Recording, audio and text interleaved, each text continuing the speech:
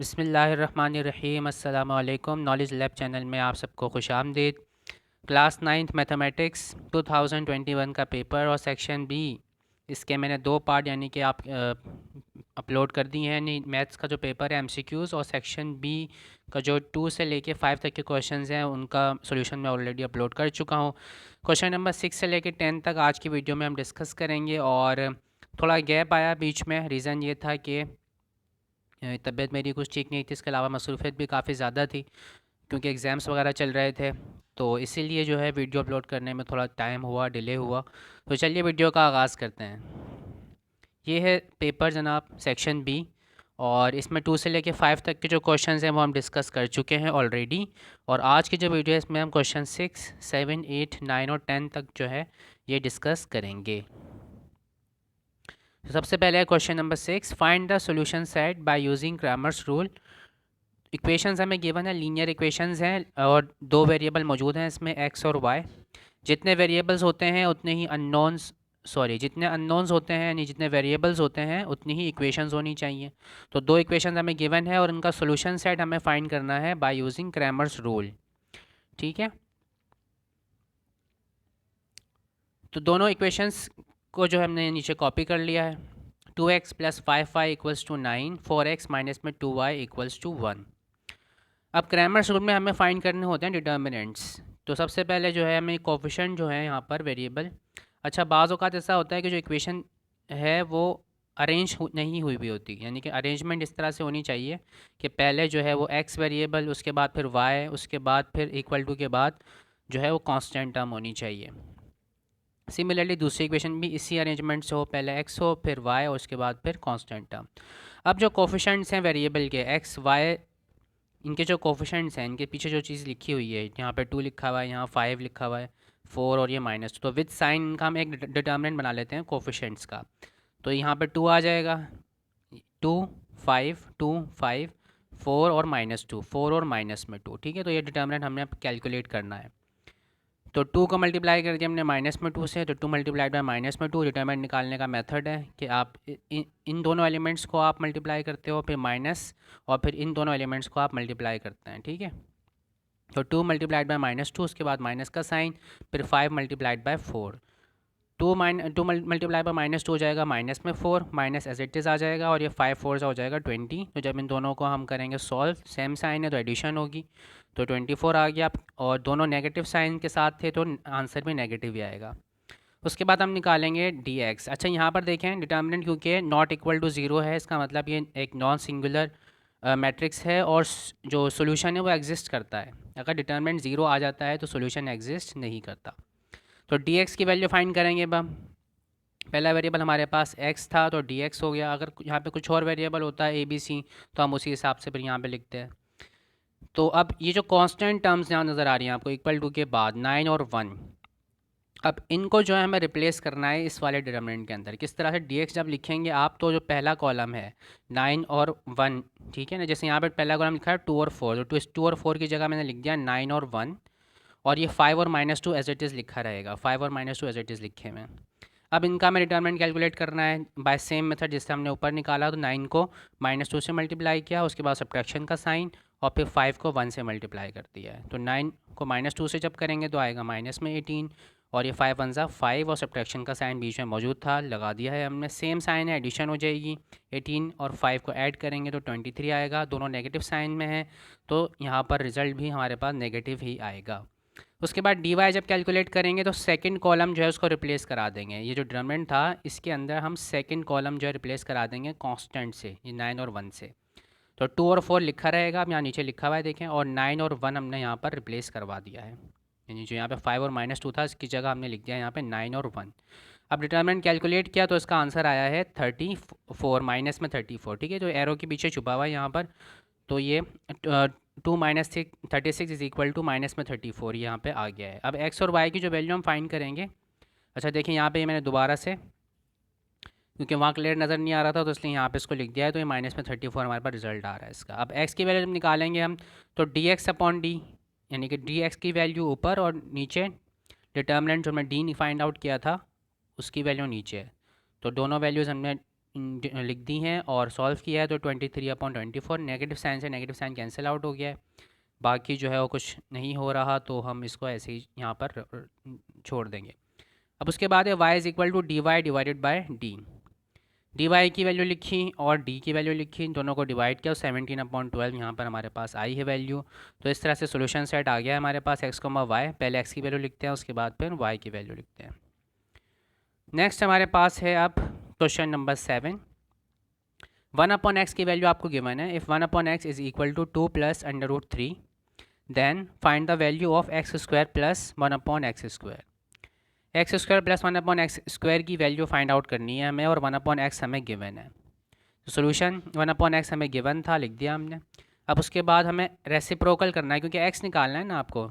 अब या तो आप इस तरह से समझ लें इसको, क्या रेसिप्रोकल कर दिया मैंने दोनों तरफ, ठीक है, taking reciprocal of both side, या आप इस तरह समझ लेंगे क्रॉस मल्टीप्लाई कर दिया, यानी इस x को मैं यहाँ पर ले गया और ये जो 2 प्लस √3 यहाँ पे लिखा हुआ था इसको मैं डिनोमिनेटर में ले आया। तो किसी भी तरह से आप सॉल्व कर सकते हैं।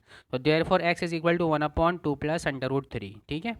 जब रेसिप्रोकल लेंगे इसका तो ये x जो है ये 1/x जो है ये x बन जाएगा और 2 प्लस √3 हो जाएगा 1/2 प्लस √3। रेसिप्रोकल का मतलब ये होता है कि जो भी चीज़ लिखी है उसको 1 के अपॉन में लिख दें। जब 1 के अपॉन में आप इस फ्रैक्शन को लिखेंगे तो ये सिर्फ x रह जाएगा, और जब 1 के अपॉन में इसको लिखेंगे तो ये कुछ इस तरह से नज़र आएगा। अब multiplying and dividing by conjugate. अब कॉन्जुगेट से हमें मल्टीप्लाई डिवाइड करना है। क्यों कर रहे हैं ऐसा काम? ताकि जो डिनोमिनेटर है इसको रैशनलाइज किया जा सके, यहाँ से रेडिकल साइन जो है वो ख़त्म हो सके। और तो हमने मल्टीप्लाई और डिवाइड कर दिया है। अब देखें जो कॉन्जुगेट होता है उसमें हम ये सेंटर में जो साइन होता है इसको हम चेंज कर देते हैं। यहाँ प्लस था तो हमने माइनस साइन के साथ लिया है कॉन्जुगेट। 2 माइनस √3 से हमने मल्टीप्लाई भी कर दिया और डिवाइड भी कर दिया। जब मैथ्स में हम कोई एक काम अपनी तरफ से करते हैं तो उसका अपोजिट भी हमें करना पड़ता है। तो मल्टीप्लाई का जो अपोजिट है वो डिवाइड होता है। तो इस तरह से जो है ये हम कर सकते हैं। अब फॉर्मूला अप्लाई हो रहा है नीचे डिनोमिनेटर में a plus B A minus B का। तो a² माइनस बी² इक्वल होता है a plus B into A minus B, ठीक है।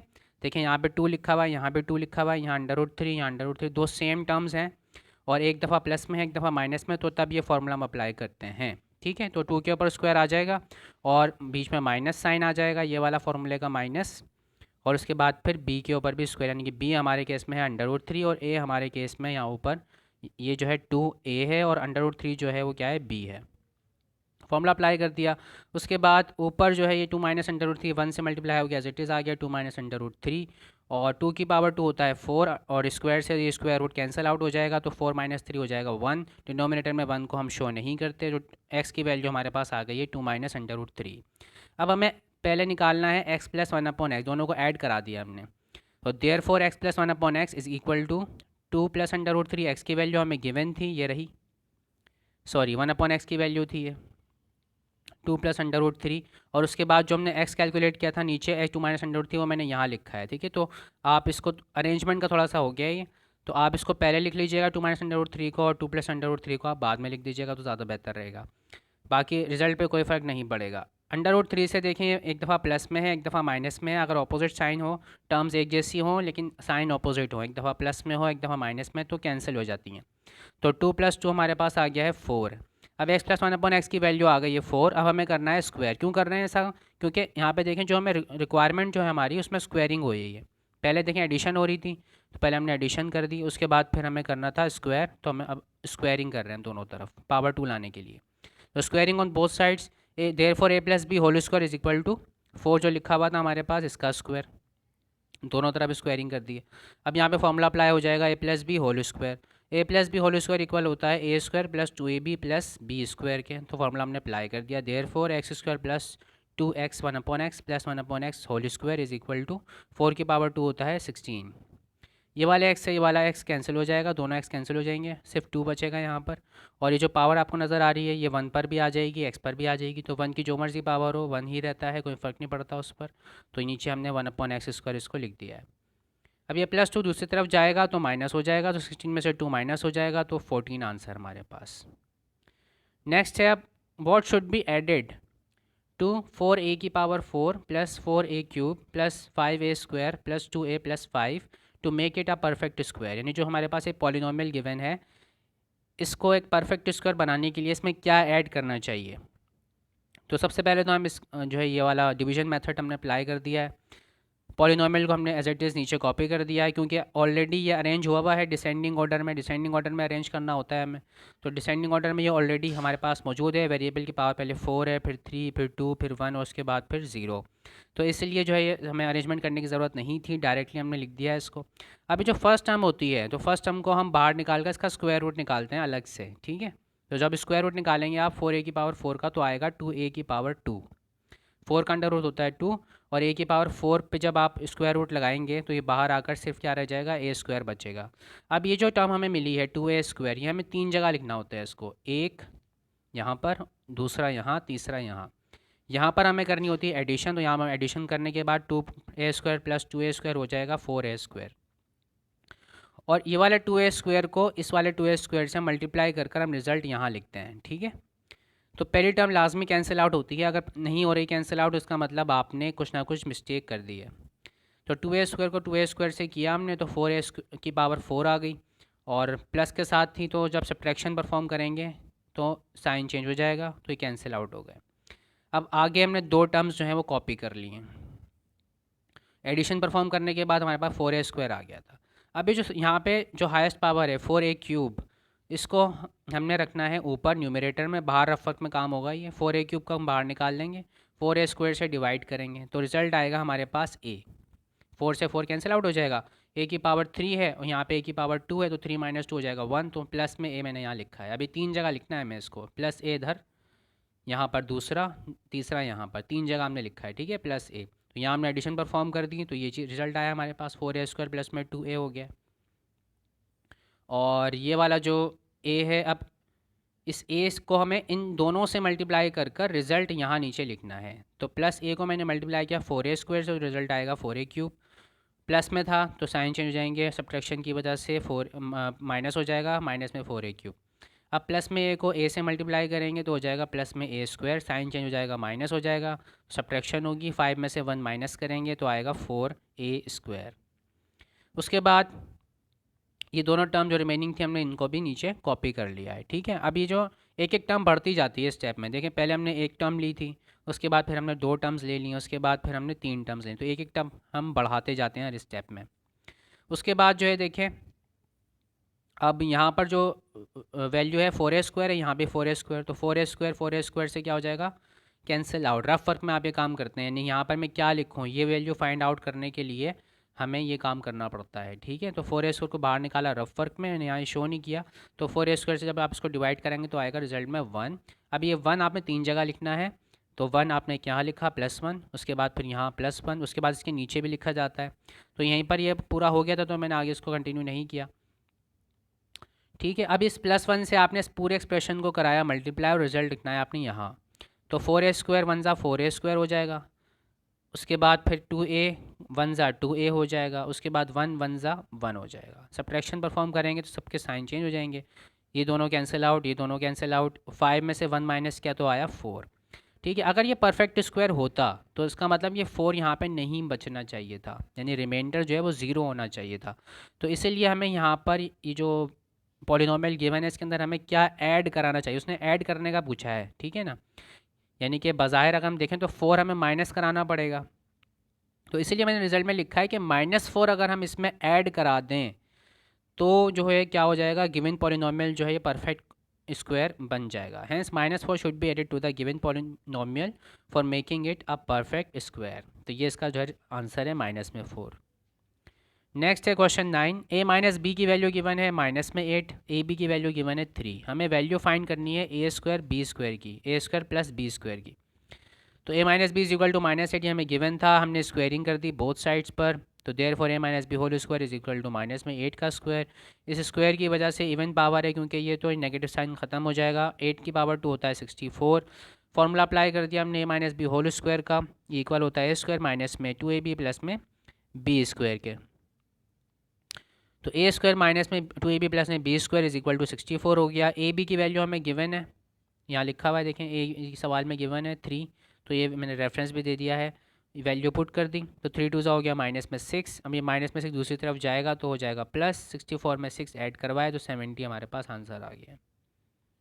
क्वेश्चन 10 है ए और बी सेट हमें गिवन है और फाइंड करना है हमें इनका Cartesian product A cross B find करना है और रिलेशंस लिखने हैं हमें इनके, कौन से दो रिलेशन लिखने हैं।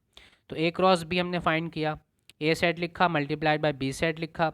मल्टीप्लिकेशन जब करते हैं सेट्स की तो कुछ इस तरह से होती है कि यहाँ जो पहला सेट है इसको इन तमाम एलिमेंट्स के साथ बी सेट के जो हैं दूसरा जो सेट है उसके साथ जो है पेयर बना के इनका लिखते हैं। तो ए का पेयर बनाया हमने एक्स के साथ तो ए कॉमा एक्स, उसके बाद फिर ए का पेयर बनाया वाई के साथ तो ए कॉमा वाई, इसी तरह फिर B X B comma X B comma Y C comma X C comma Y.